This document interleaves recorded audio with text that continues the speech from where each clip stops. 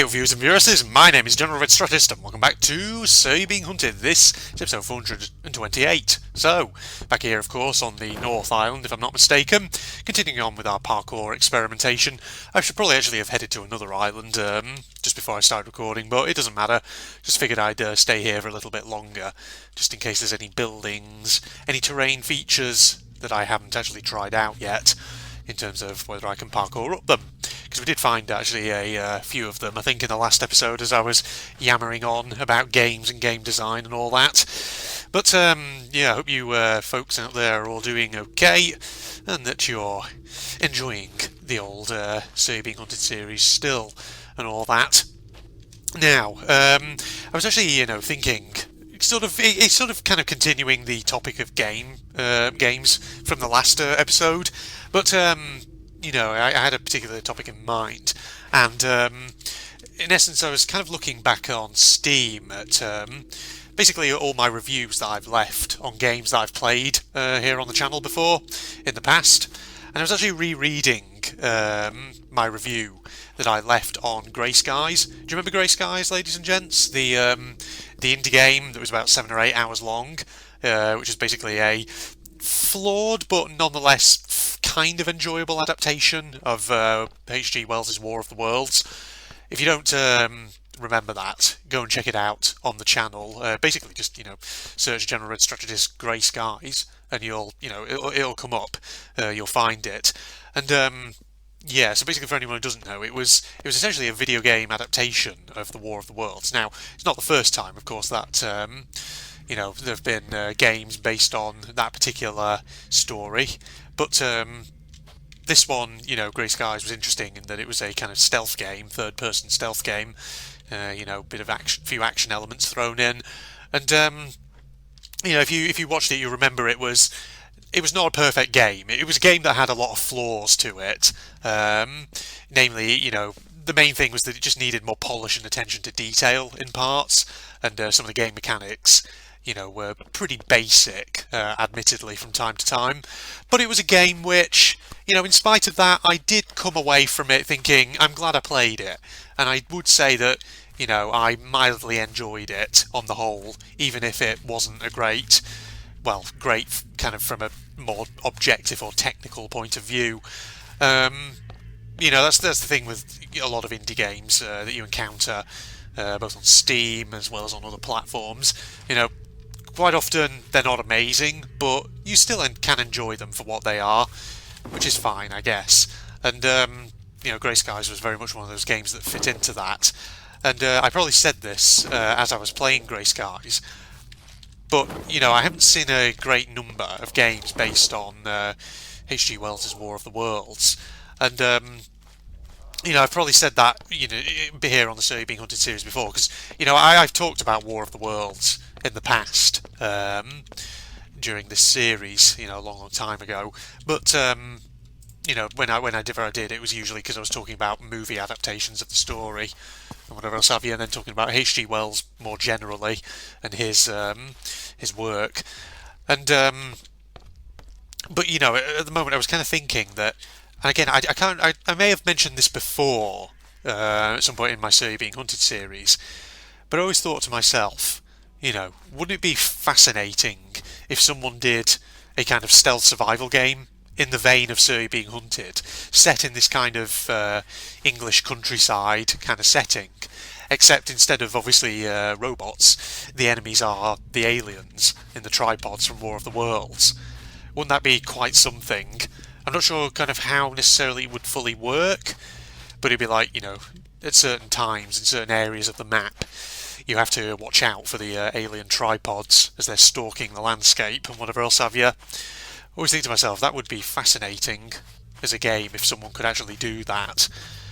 But of course, there've been all kinds of survival type games, and Grey Skies was one attempt perhaps to try and create something. Ooh, for some reason I went into binoculars mode then.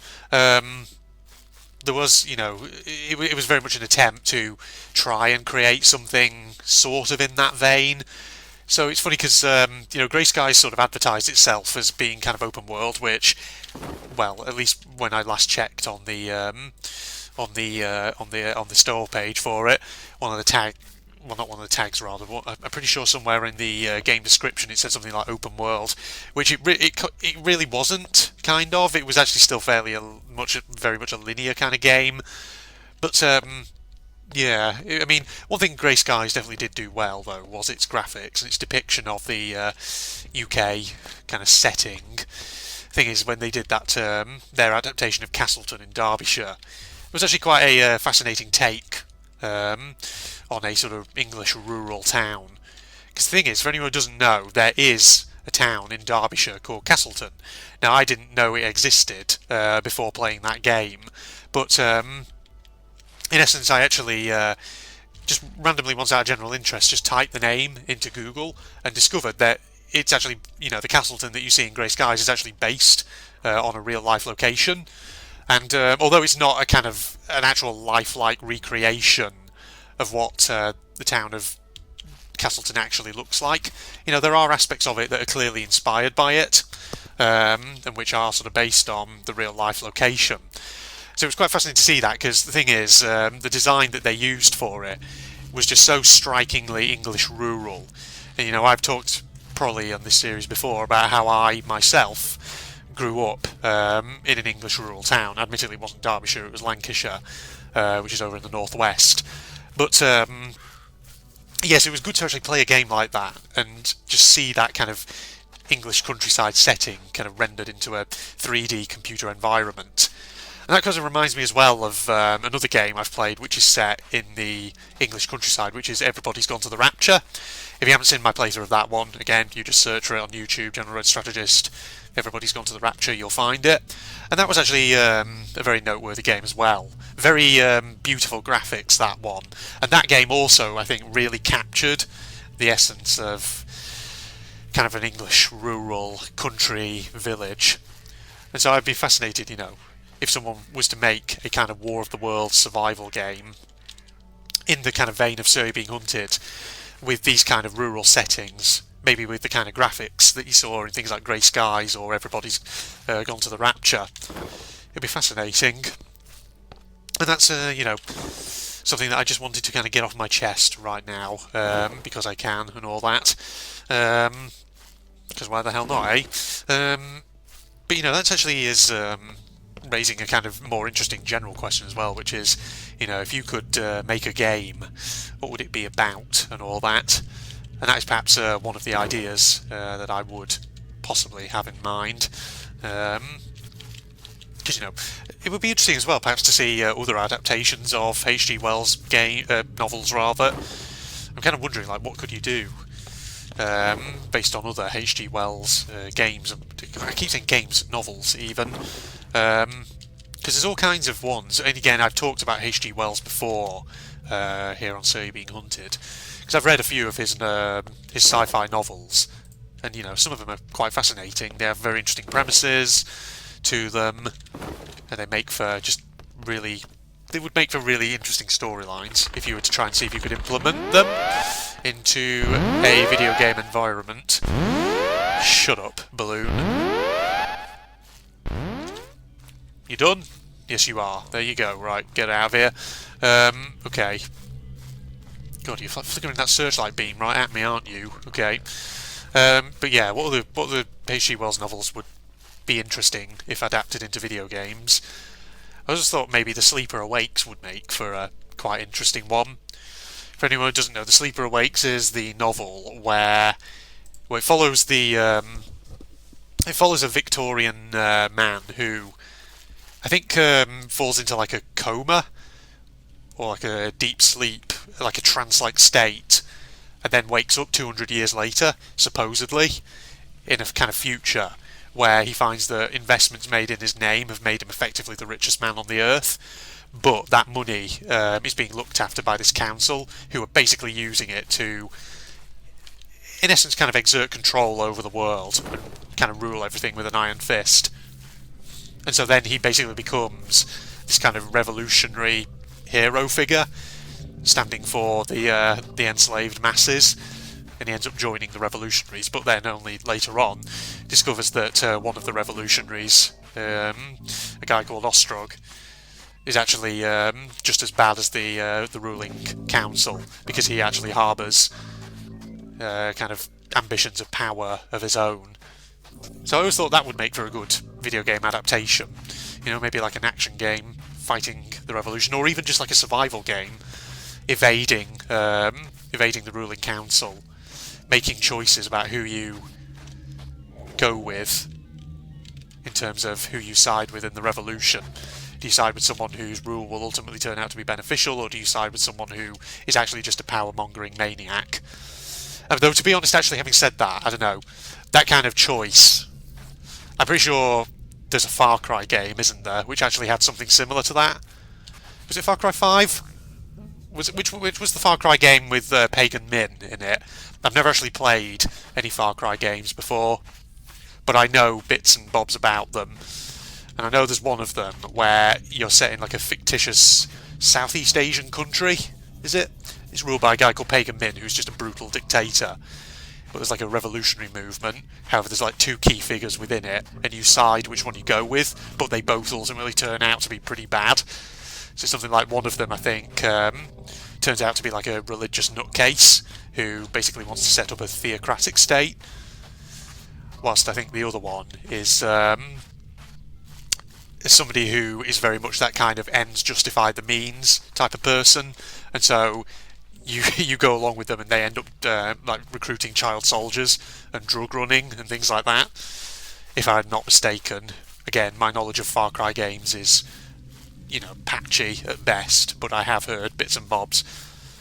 So yes, that kind of choice, that kind of narrative with those sorts of choices has been done before. But, you know, you could supposedly always do that again. It's not like Far Cry 5 had a copyright over the basic idea of having to choose your ally and all that. I mean, how would you copyright something like that? You wouldn't. It would be impossible. Okay, where's my torch? There it is. But yes, God, I rambled on a bit there. What about, apart from the Sleeper Awakes, another one that could be interesting would be like The First Men in the Moon. Have I talked about that one before? That H.G. Wells story? I talked about that before here on the channel. First Men in the Moon is about a scientist and dude who invent a substance that can defy gravity. So they build like a sphere and they launch themselves off to the moon in it. And when they get there, they find this really kind of different alien environment, and they find that there are actually aliens on it. So you could create like kind of like a survival game in that regard.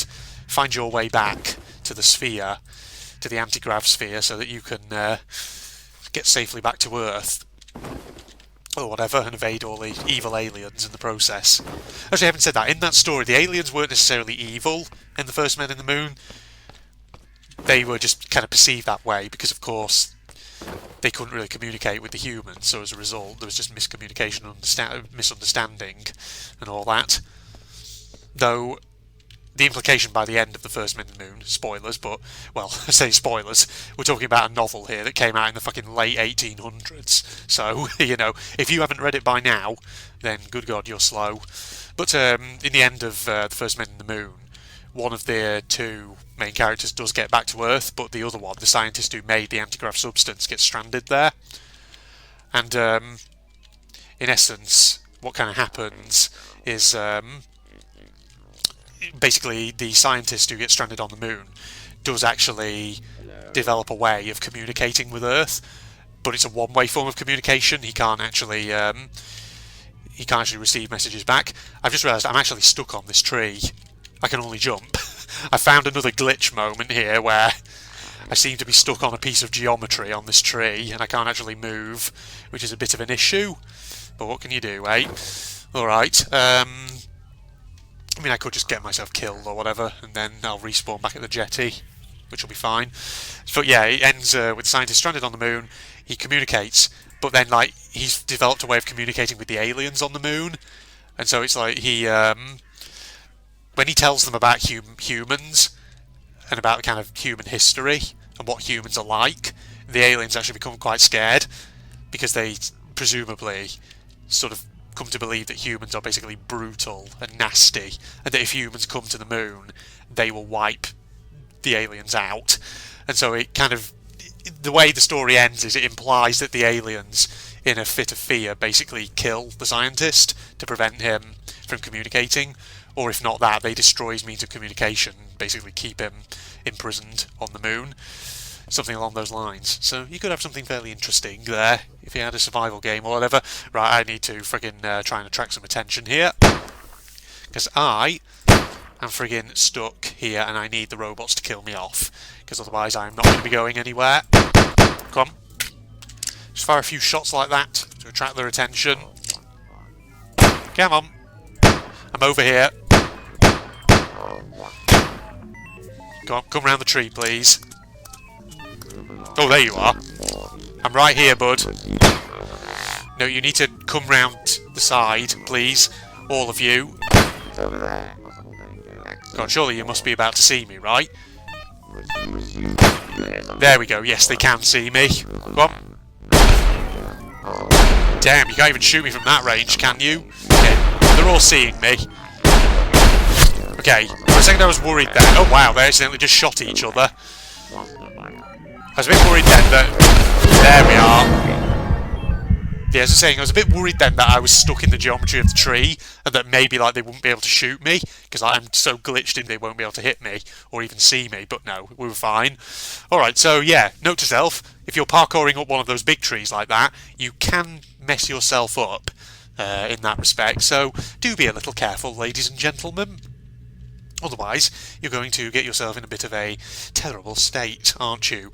Alright, we've been recording for a decent amount of time there, probably about 10-15 minutes. I don't have actually much time to be recording this episode, so we're just going to keep it a short one. I think in the next episode we'll head off to another island and continue our experiments over there. So yeah, hope you enjoyed, ladies and gentlemen, and hope you'll join me for some more. Facebook and Twitter links down below, along with the link to my propagandist channel for anyone interested, and if you enjoyed, don't forget, a like is always appreciated. But other than that, thank you everybody, and goodbye. Oh, what the? What? This feels like we're actually being put into the game. What, are we having a chase scene right off the bat? Josie, over here! That's what he's going to call... That's going to be, oh, what the? Ooh. Okay, I don't know if we want to be near that. Are we just going downstairs? Oh, hello. I mean, it's an interesting form of chase sequence, but, okay. Oh, well, there's another one right there. I guess I'm going this way, am I? Jesus. Oh! Well, that's another one. Oh, well, you're over there now? Don't go that way, Josie. Over here. That's Shuichi's pet name for Kaide now. Oh! Well, yeah, that one's en route. Okay. Oh, I can sprint, can't I?